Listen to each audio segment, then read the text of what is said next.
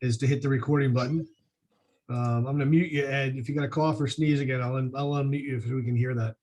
I would ask, so this is a meeting setup, so you all have control, but if you can keep yourself muted, especially so we can keep the background noise out as the presentation is going on. And I am going to put right now into the chat bar, if I can do two things at once. That is, I think if that works, unless I just copied the wrong thing. Nope, that's it. So that is the link to the presentation you're about to see. So you have a copy of it for yourself that you can take home with you and be able to remember what you are about to learn. We do ask, if you do have the opportunity, sign into the chat, your name, your company you're with. We'd like to get that feedback. And we want this to be interactive. If you have questions, raise your hand and we'll call on you. Put your questions and answers into the chat bar. I think based on my conversation with Adam, they probably have about a 20-25 minute presentation, maybe a little bit longer. Maybe a little longer. It takes Adam 20 minutes to clear his throat, so we'll see how well that goes. And but we'll keep that. Want to make sure keep everybody's time is respectful and get you out of here at 9 o'clock. So with that said, so the presentation today, we've been talking for the past half hour about where computers and internet and where we would be today. I can't imagine in the past 2 years if we didn't have computers, how we would have been able to keep businesses going as well as get food delivery to our house and different things like that. But this is the other side. This is the side I think we never think about. This is the side we expect other people to protect us on. And it's also the side when we hear about in the news that somebody's been hacked or there's been a huge ransom for information that's been taken away. And we go, oh, that'll never happen to us. Or we say, we got insurance to protect us from that. So these two guys are going to spend time this morning to tell you that, yes, it can happen to you. And no, you have no coverage for that. So, I know Adam and John I probably know John longer than Adam, maybe. And Adam Puharic from Puharic and Associates in Wall Township, but provides insurance, and his specialty and his niche really is the engineering and environmental consultant market, as well as those who support the environmental consultants, drillers, surveyors, and all those other good parts. John Kalli, Trinity, is we'll call him the computer guru. He's going to make sure that your servers work and make sure your computers are up and running. He's more of your technology guy, where Adam's more of your brainiac. I don't know. I couldn't think of a better word for that. With that, I am going to turn it over to Adam. He's going to pop up the slides and we're going to go, and I'm going to shut up. So Phil and John, give me a thumbs up. You see that screen shared, right? All right, so we're good. So first and foremost, ladies and gentlemen, I just want to welcome everybody and thank you for taking time out of your busy morning. I'm going to try to make it useful for you. So we have labeled our presentation 5 steps every business owner must take to win the cyber war. I definitely want to grab people's attention by calling it a cyber war. We could have equally called it a cyber crime spree. And what I want to make known to everyone who's taken the time to be with us today is that something has changed over the last 24 months to make this topic of immediacy to all of us. It is no longer just the big dogs and the big businesses that have to worry about that. It goes down to the 1- and 2-man shop. And I think it's specifically relevant for the professionals that are on this Zoom call today. So with that, I'm going to ask John to unmute himself and tell him a little bit about John Kalli. Good morning, everyone.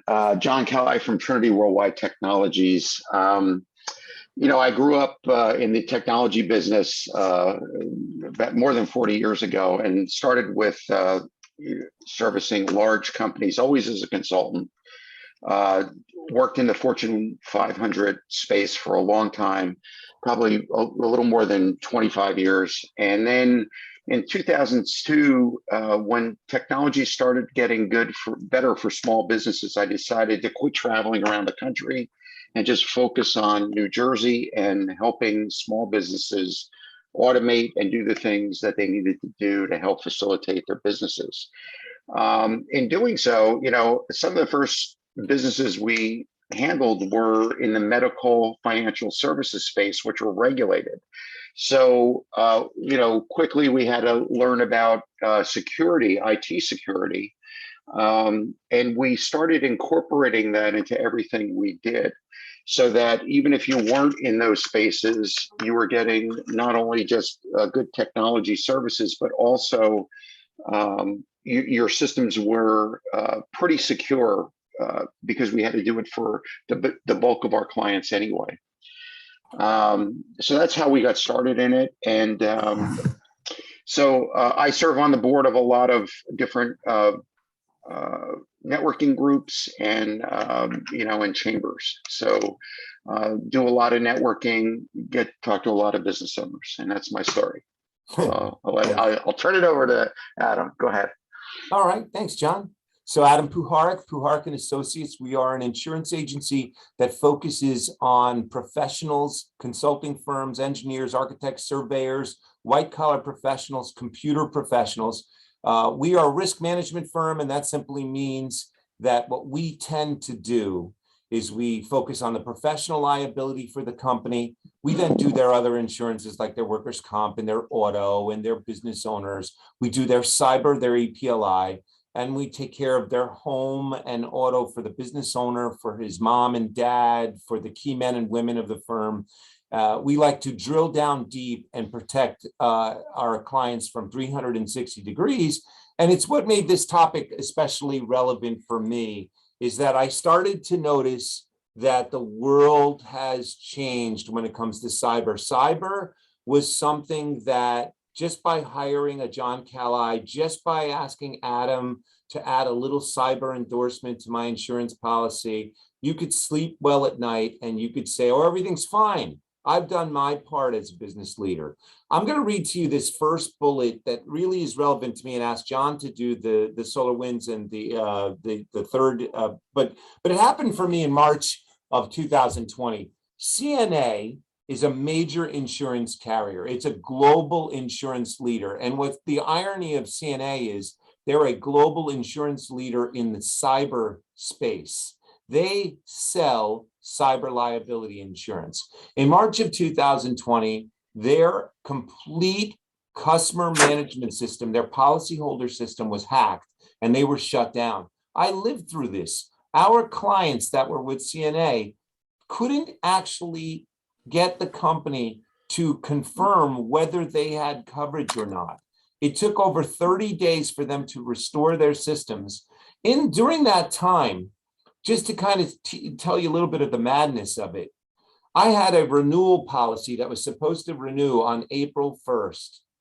The underwriter called me and said, Adam, you can pick the renewal price. We're looking for a 3 to 4% increase. So you just write down on a piece of paper what the premium is, tell it to your client, and we'll honor that when our systems go back up. So I'm Adam Puharic in Manasquan, New Jersey, with my relatively small risk management firm, and a global multi-billion-dollar insurer is just going to take my word for it that we're renewing coverage. It really woke me up to that situation. John? Yeah. These three things we have on the right are pretty significant. I mean, if we were just looking at hackers and all the things that have been hacked, there are multiple everyday large companies getting hacked. But Adam gave you the significance of CNA in that they're a cyber liability insurer. The second one is SolarWinds. SolarWinds is a software management company that IT companies like I use. I don't use them, but a lot do. And if you think about it, if I'm an IT provider, I have many clients. I could have 200 to 500 clients. If they hack into SolarWinds, they would have the keys to get into 500 different companies. So that's what happened with the SolarWinds hack, is they were able to hack the software, go to these IT companies that were using SolarWinds systems, and they were able to get to all of their customers and hack into them. That's pretty significant. But if you think about it, if I'm a hacker, where am I going to go? I'm going to go to the place. I'm going to try to leverage my time to make the most money I can, and that's what happened with SolarWinds.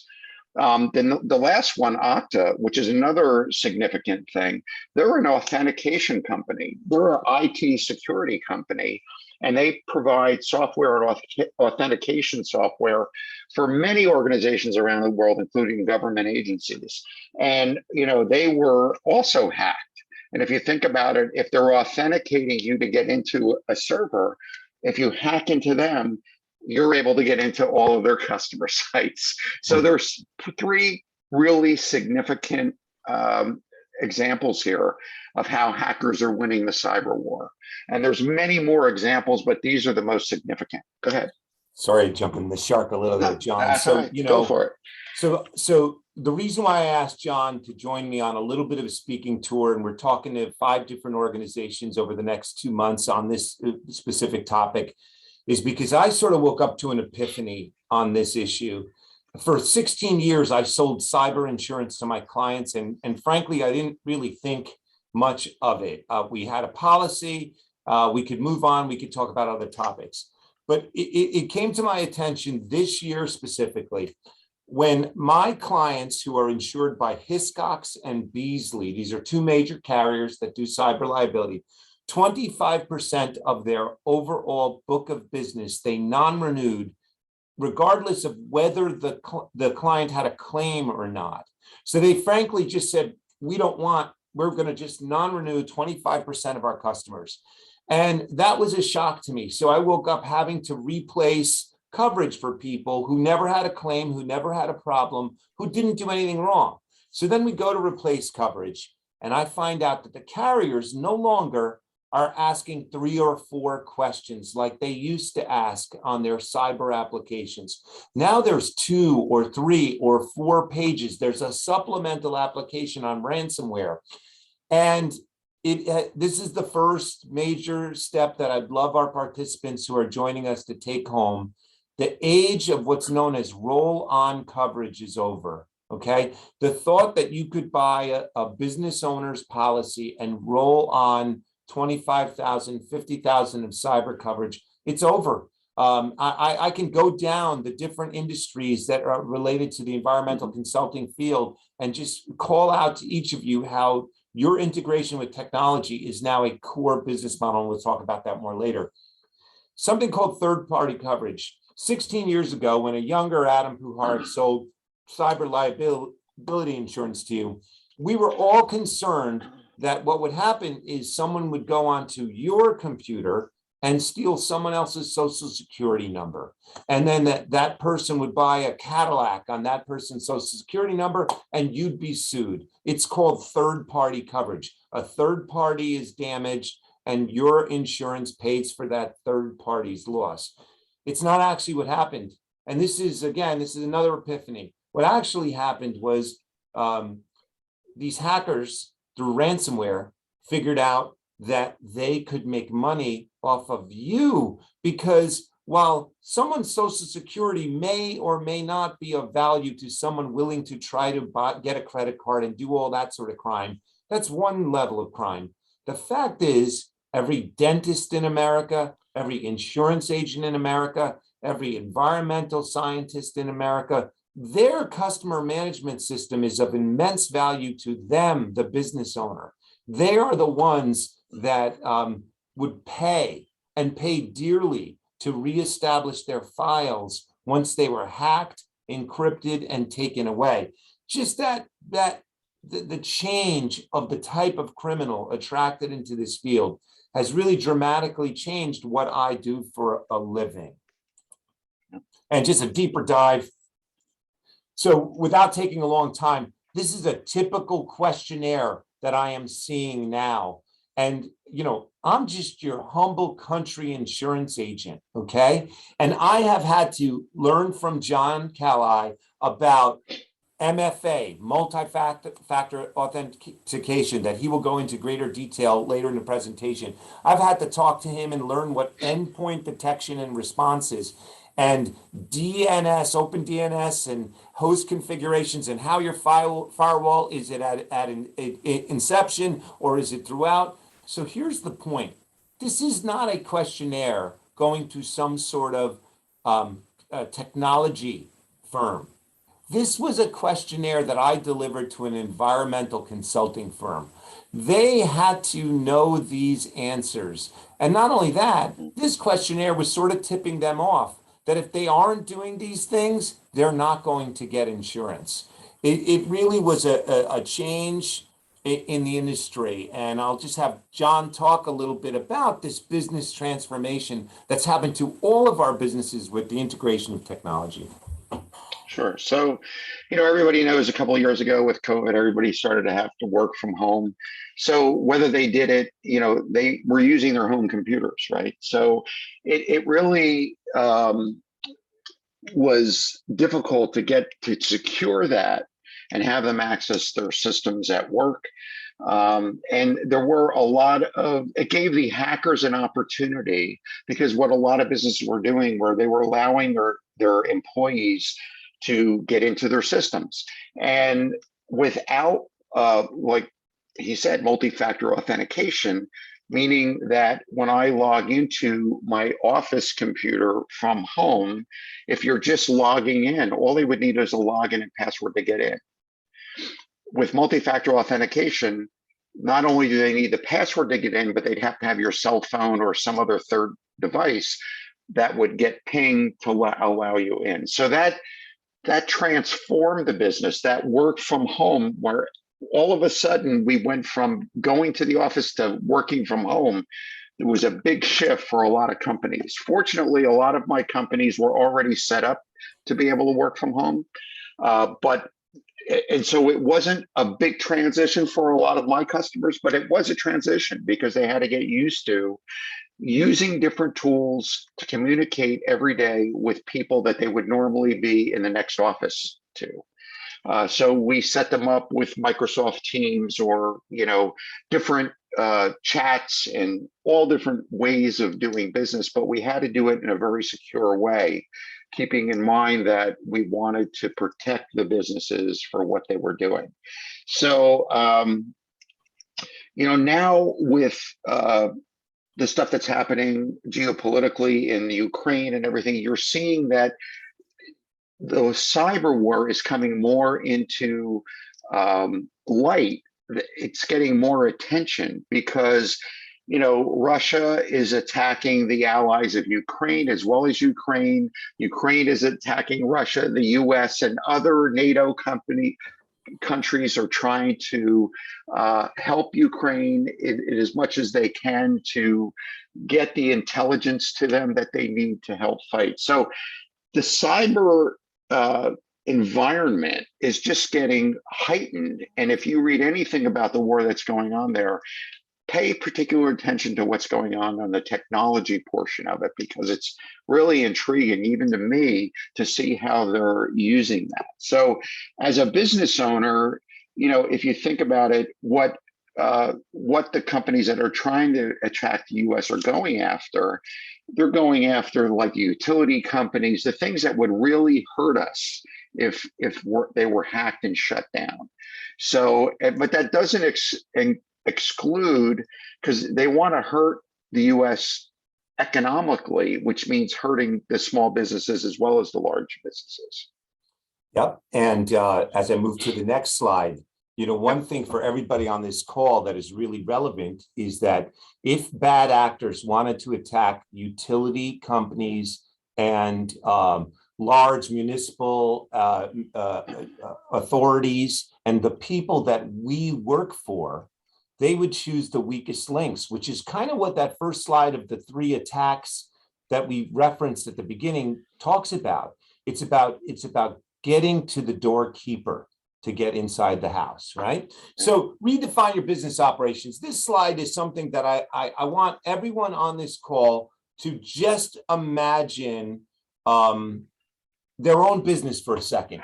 And I'll just choose mine just for discussion's sake. So if you asked me to a group of 5th graders to describe my operations 16 years ago, I would have told you I am an insurance agent who sells insurance products and gives advice to customers for a fee, right? So that's the definition of my operations. But what I really want everyone to understand, especially because of that last slide that John talked about, I actually think most of you now are a technology firm that interfaces with multiple types of technology to deliver X and Y services to your customers for a fee. So you are not just an insurance agent, an environmental consultant, a driller. You are a technology firm. And I challenge each of you to go home and think about all the different types of devices, all of the ways your employees, your staff, your team members access the customer files, access the design files, access their reporting files, and then how they then transmit that to the people who are eventually paying you, right? And if we can reposition our operations and understand us to that we are actually technology firms that then deliver services through technology, I think it helps us refocus that as business leaders, the time of just buying a cyber insurance policy, hiring a Trinity Worldwide, and walking away and not thinking a thought on our cybersecurity as a firm, I think the time is over, which leads me to the next slide. Breaking the siloed approach to insurance and IT. So one of the reasons why I asked, I believe that John could deliver a compelling presentation to you in my absence, and I believe that I could keep you relatively entertained in John's absence. But what I really want to stress today is I think that the two of us need to be a team, and your IT and your insurance professional need to start talking to each other directly.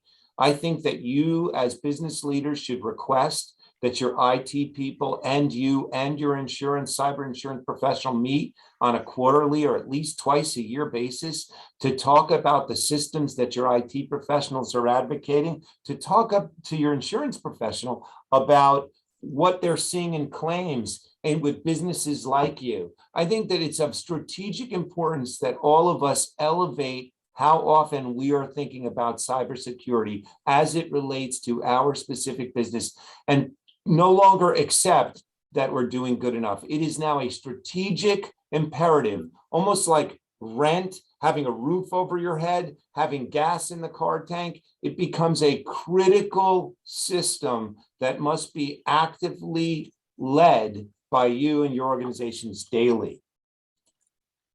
John.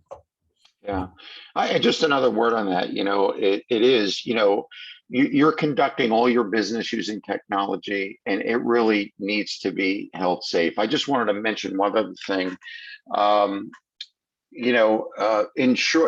Besides Adam, and he's seeing it. I have nearly 200 clients in the New Jersey area, and I'm seeing the same questionnaires that Adam is seeing, and it's scaring me that they're very detailed. The example he showed is right on, and I'm seeing pages of information that our customers are coming to do, saying, "What do I do with this? Do we have this?" And it's just scary that it's not roll-on coverage anymore. You really have to qualify, because the cyber insurers are tired of paying out. Over the past couple of years, they've been having to pay a lot of claims. So anyway, so we do, aside from all of the technical things we can put in place, we do, cybersecurity awareness training is very important for all of your employees, including the owner of the company. And we do a number of different presentations on, how to create passwords, business password manager, what's the best to use. And we really suggest that every business uses a password manager to keep track of all of the passwords within the business. And, we have it set up so we can set up password managers to hold collections of passwords for different organizations so that they can share them, make them very difficult so it's not hard to create new ones, long passwords that are difficult to hack. How to identify fraudulent email, sometimes called the business email compromise. And that's been, with the work from home, that's been a very big way that hackers can get to your people. Because if you think about it, all they have to do is click on a link in an email and they're in. And if they're connected to your server remotely, they're going to have the same access that your employees do from home, and they know that. So if you think about it, the home systems aren't protected as if they were in your office being protected. Most people at home don't have the kind of protection we can put in place in a business environment. So that's become a very big way that hackers can get in. How to best protect against ransomware is another presentation we do for businesses on how, the things they need to set up to stop it, and zero trust and why it's ineffective. Zero trust is something that I believe I'm only, I wouldn't say it's a fairly new concept, but it is. It's only been really coming to light now with all of the cybersecurity hacking that's been going on. I'm gonna explain it now, but I was gonna do it later on. But I believe that this is gonna be the number one thing that every business is gonna need in place to get cyber insurance. And the reason is what zero trust is it, once you define what all your users are running, it doesn't allow any other processes to run ever. So, and unless you purposely allow it, and that's done by a system administrator. So what it does is we put software on your system through, let it run for a month. We collect all of the executables that run. And then after about a month, we check to make sure that all the processes are legitimate. And then we turn it on. And once we turn it on, nothing else is allowed to run that hasn't run before, meaning it doesn't trust anything else than what is already trusted. And if you think about the concept of that, it's really brilliant, because do you really need an antivirus anymore? Because what's a virus? A virus is an executable that runs, that encrypts things or gives you virus. And I really believe that these cyber intruders are going to say, if you don't have a zero trust platform in place, we're not going to insure you anymore, because that is one of the biggest things that's going to stop all of this hacking. So this next slide that John's going to talk about is really powerful to me. So we've gone through so far 3 of our 5. Recognize your operations have changed, break the silos between IT and insurance, train your people. And now, John and I have talked about the list of 7. He went into zero trust just before, but here's the real diamond, the real Easter egg that we've given you today for just taking your time to be with us. And that is these 6 bullets. So John, please take it from here. John, can I jump in real quick? And absolutely. if you're going to answer this question, then you say you're going to answer it. But, again, 2+ years ago, we all sent everybody home working on their home computers, or we gave them a computer, whatever it might be. And maybe is there some kind of form, some kind of document, some kind of something that you want to have between the employee you sent home and your business to protect you against what they may be downloading on their home computer? And if you're going to address that, it's fine. But is there something you need, and this may be, Adam, to you, in a written protection form, or is it useless?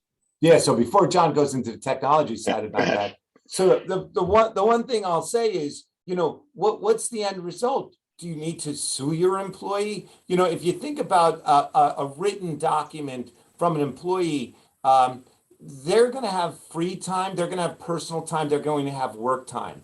And we now know, we have seen 2 years running, the integration of personal systems, business systems, computers that you bring home from work, computers that you use while on vacation. So from a policy standpoint, there is little an employer can do to defend themselves other than what John is going to talk about next.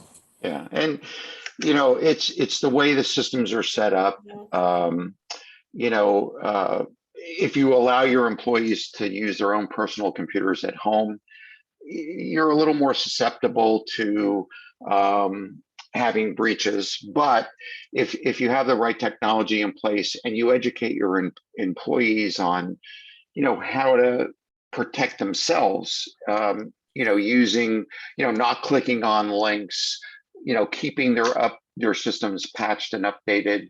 And in some cases, what our clients have done is they've given us access to their employees who work from home to be able to harden their PCs before they access their company information. So there's really, like Adam said, there's not much you can do. There are ways and techniques that we can put in place to keep it safe, but it's difficult.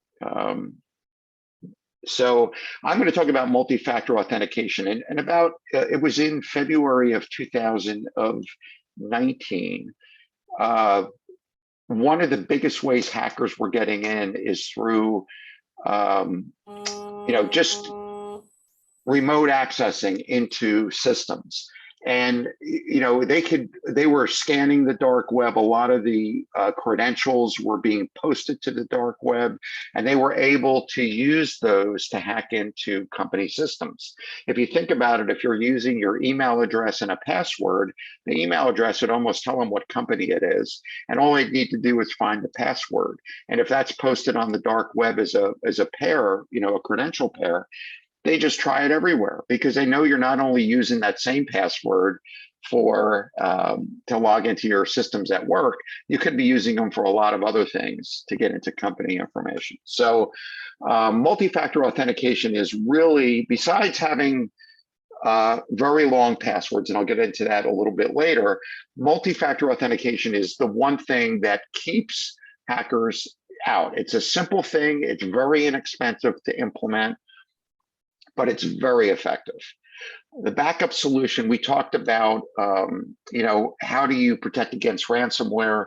Well, between multi-factor authentication, having a good backup that you can restore from, and again, we do cloud-to-cloud backup. So as an example, if you're using, OneDrive, SharePoint, and Office 365 email, or if you're on a Google platform using G Drive, Google applications, and we can back up that whole platform on a cloud-to-cloud basis. So if something happens, you can always go back to a backup. And you might say, yeah, well, OneDrive does do backups, and Google does do backups. Yes, but those backups are only good for a certain period of time. They might only do 1 month worth of backups. So what happens if you have malware that's running that you discover later? You can't go back, and it's been longer than a month. You can't go back to restore from that. Whereas if we're doing a cloud-to-cloud backup or cloud to a external drive, that makes it easier to do. Least privilege access, number 3. We have a lot of business owners who say, yeah, I don't have to worry about giving my employees permissions. I trust them. They're not going to do anything. We'll give them access to everything. Well, the point is, not having, trusting them, that's a good thing. I'm glad you can trust your employees, but let's just say their credentials get out. That means a hacker who has them now has access to everything. So least privilege access means only giving your users permissions to the areas of your files that they need to do their job. And that's really what we do in every case. Even if the owner says, hey, I trust my people, it's not the people that we're worried about. It's the hackers who get their credentials that want to get in. That restricts them to a certain level of file access. Endpoint detection and response. The first thing that comes to mind is everyone has an antivirus, and that's good.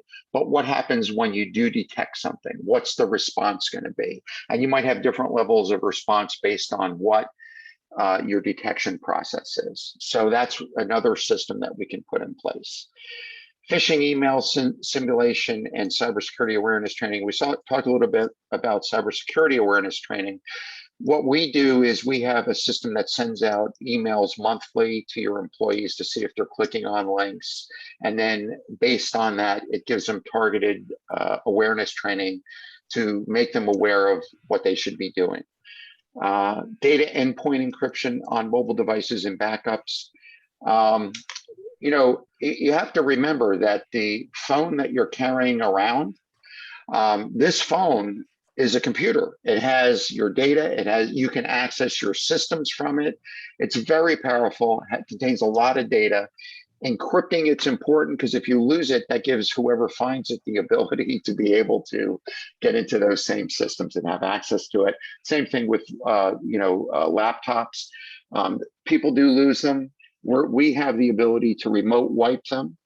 And the same thing with phones. We can remote wipe phones if they get lost. I was actually at a Giants game a few years ago and I lost my phone. I realized it almost immediately after it happened. I made a phone call to one of our techs, said, you got to wipe my phone right now. He did, and it was fine.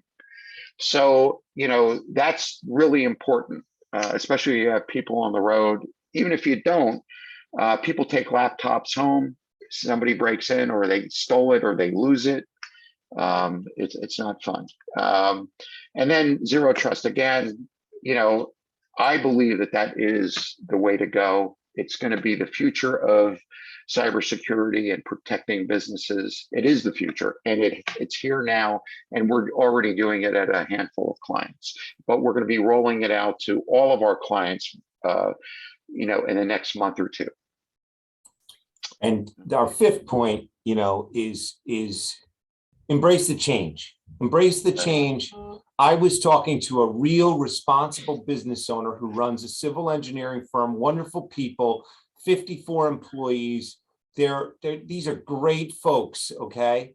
And when we were talking about these cyber issues and I started asking questions about whether or not that business owner had 100% confidence that each one of the laptops from the employees that they were accessing when they were that they were virus protected and all. So that business owner did not have 100% confidence that they knew that every system accessing their VPN, accessing their client files was safe and secure.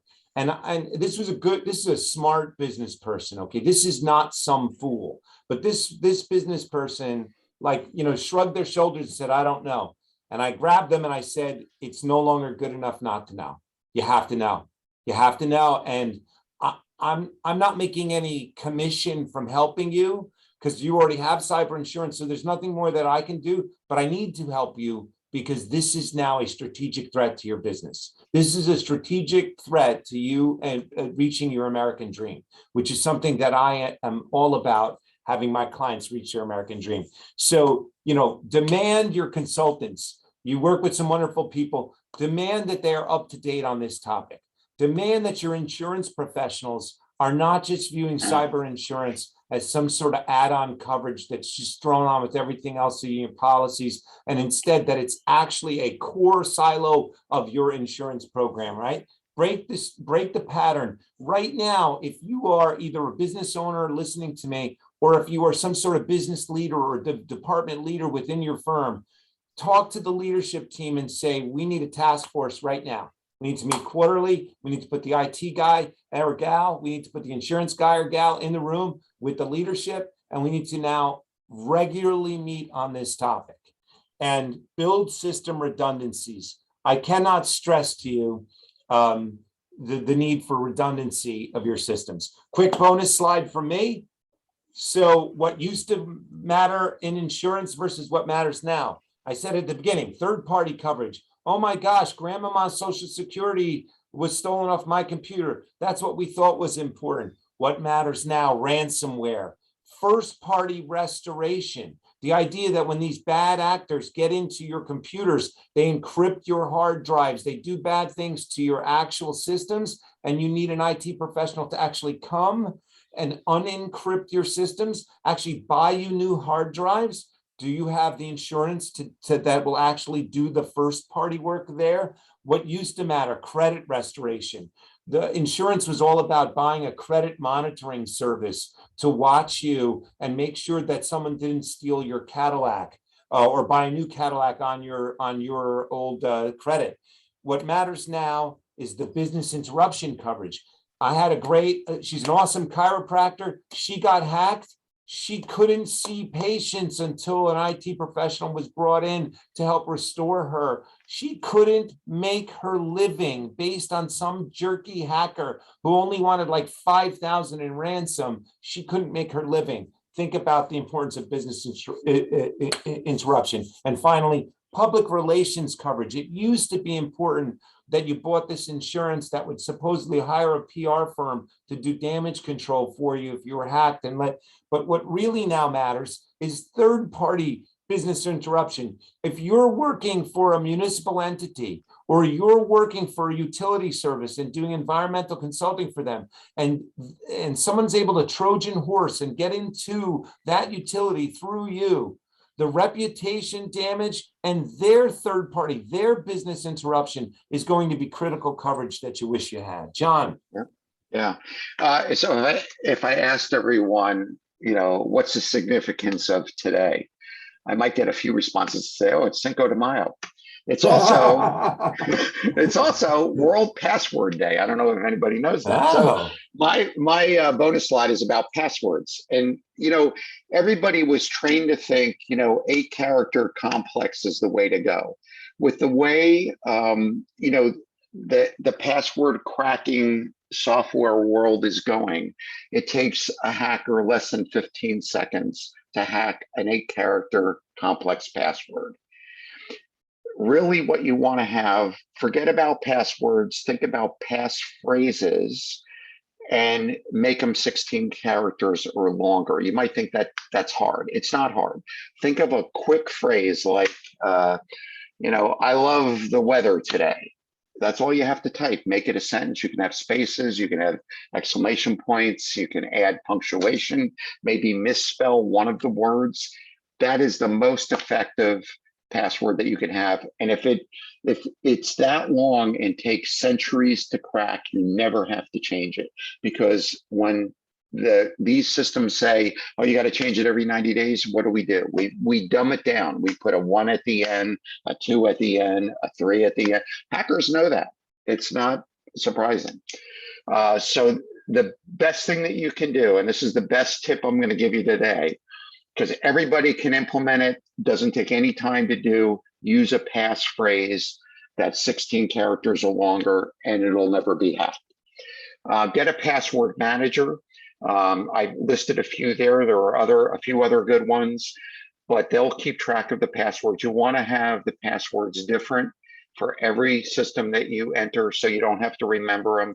Get a password manager, because what happens is if one system is hacked and it gets posted on the dark web, the hackers are going to use that in every system they can think of, including financial services and banks, because they want to steal your money. Don't disclose your passwords to anyone. Don't write them down. I can't tell you how many times my engineers will go to a company and they'll need a password. And if the person's not at their desk and they need to get into the system, they'll look under the keypad, they'll look under the keyboard, they'll look in the top drawer. It might even be on a sticky on their monitor. It's the worst thing you can do is write it down. Because think about it. They go home at night, the cleaning crew comes in, what are they going to do? They can open up your systems, get in and steal your data. Don't use the same password over and over again. The average user uses the same password 13 times. That's not good. Oh, boy. And then lastly, don't allow employees to use their personal passwords for business. Because honestly, you don't care what they do with their personal stuff. If they want to use the same passwords, make it easy, that's okay. But don't use the same, because if their personal things get hacked, you don't want the customer, the hacker to get into your business information. So make sure that they don't use the same passwords for business that they're using for their personal. And that's it. Yeah, John and Adam, I'm going to stop sharing so that if people have questions and want to unmute themselves, they can do that.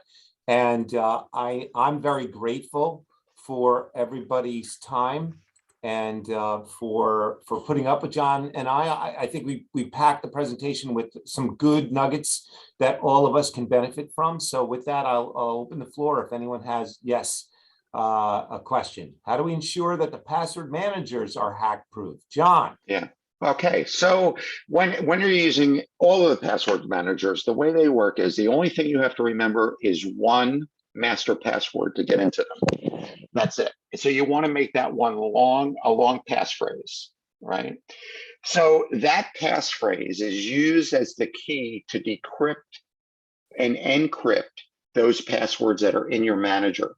So where they're stored in an encrypted way. Even the password manager company can't get into them because it's your key, your master password key is what is the encryption key and decryption key for all of those passwords. So that's what makes it secure.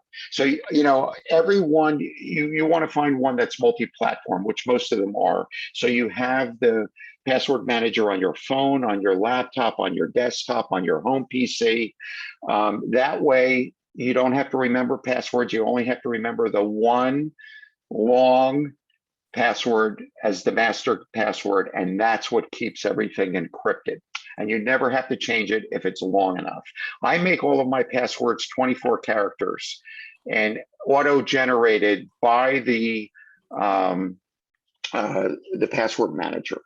That way, I never have to remember them. I always have them with me. It makes it very simple. So one of our guests asked, but if that gets hacked, John, then they're in everything. That's true. But that's why the master password is so important.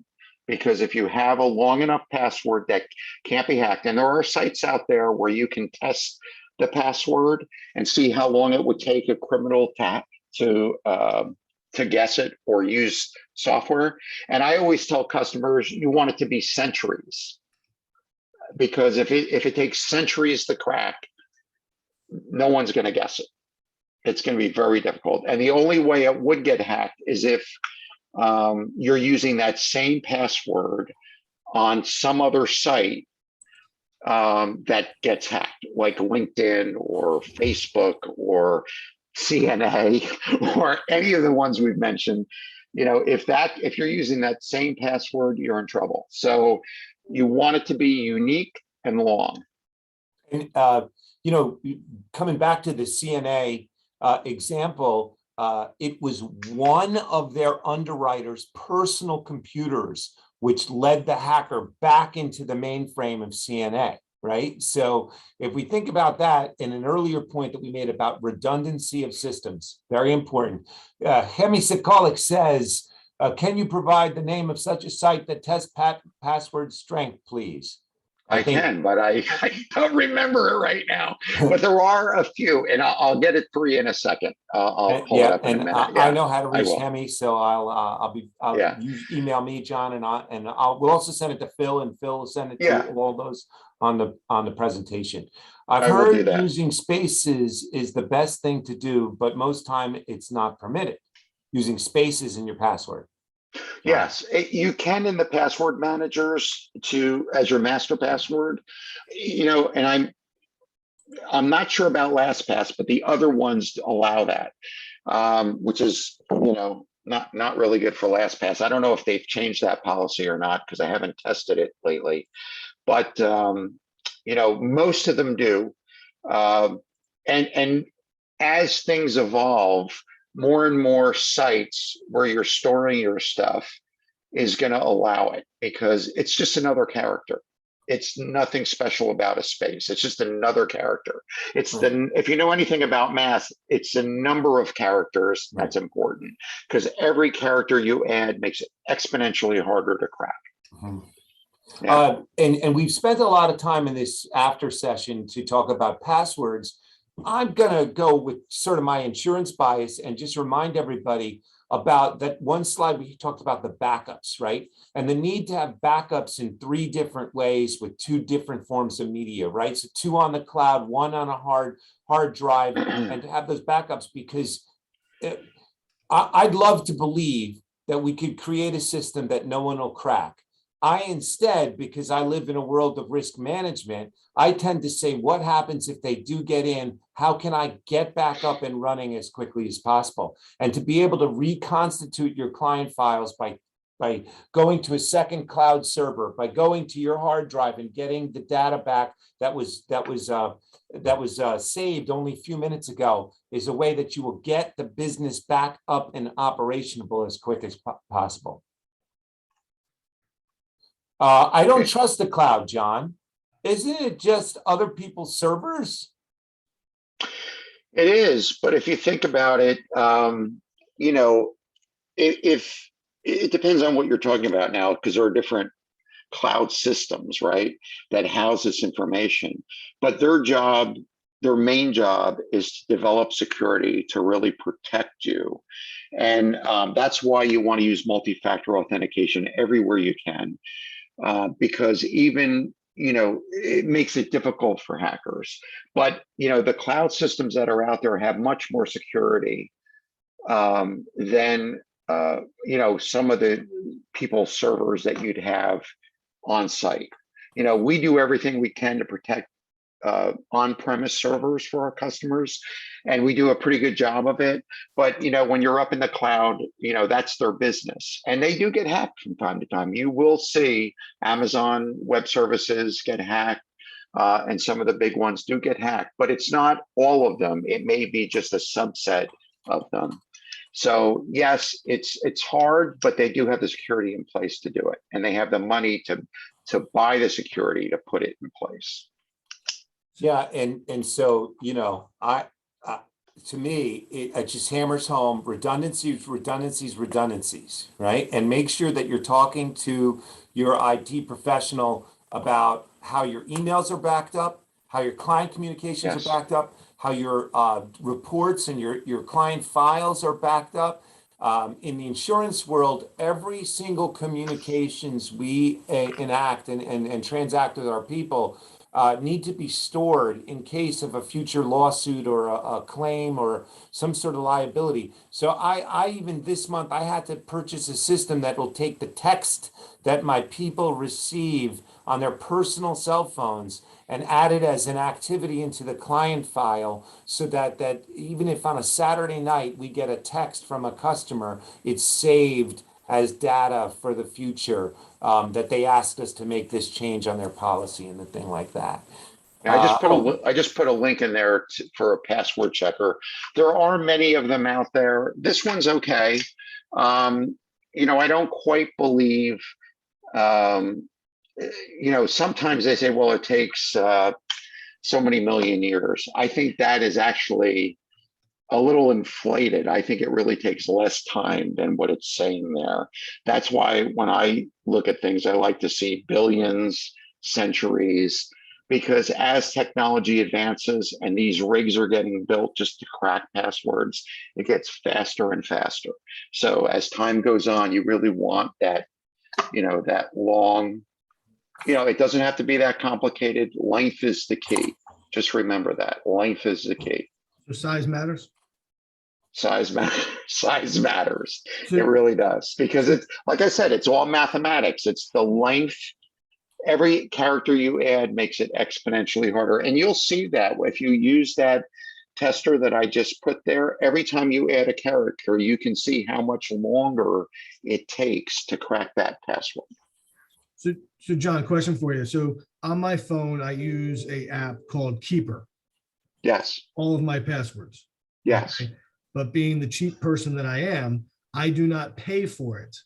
And every time it says, would you like to upgrade and pay for the security? And I say no. So the question is, am I being foolish? Because it's on my phone, it's an app, but am I still getting the same protection because all my passwords are out there? Yeah, you know, you have to see what the pay for gives you. It normally doesn't change, you know, the access or the encryption or the passwords.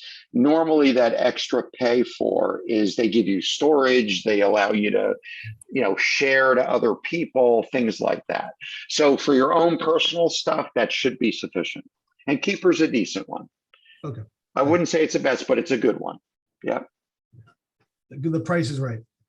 Yeah, and there are, you know, Bitwarden is excellent. That's one of the ones I use. And I actually use 3 of them because I started with RoboForm, which I really like. But then I needed to test LastPass and then Bitwarden, and I've been using them. So I just got used to using them. So now I have 3 password managers.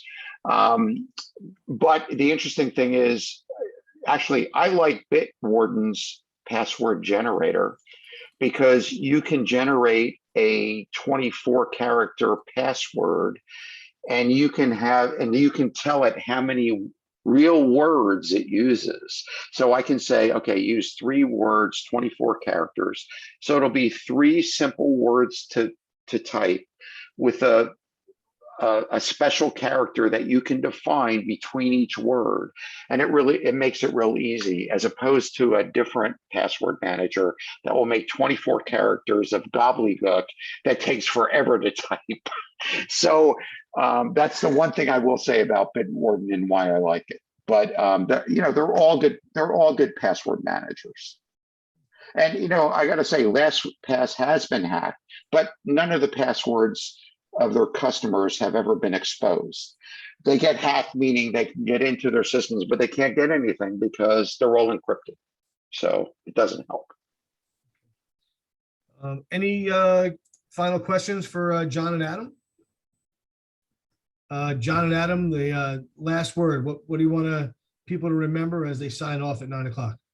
I just want to say thank you. I really appreciated everybody staying with us for the whole hour. We wanted to add value. We hope we did. Yeah. And I'd say, long passwords is the key. And different passwords for everything. That's really, and use multi-factor authentication wherever you can. I'm sure you're using it at your bank and brokerage and other things, but Google has it. They all have it. Just use it, especially on your email too.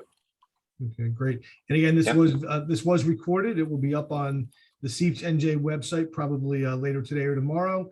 You can share it and everyone can review it. Adam and John, thank you very much. Greatly appreciate your time. Everybody joining us. Remember to check back on cpesnj.com for any upcoming classes. We got a couple of good classes in May and another hot topic coming your way in June.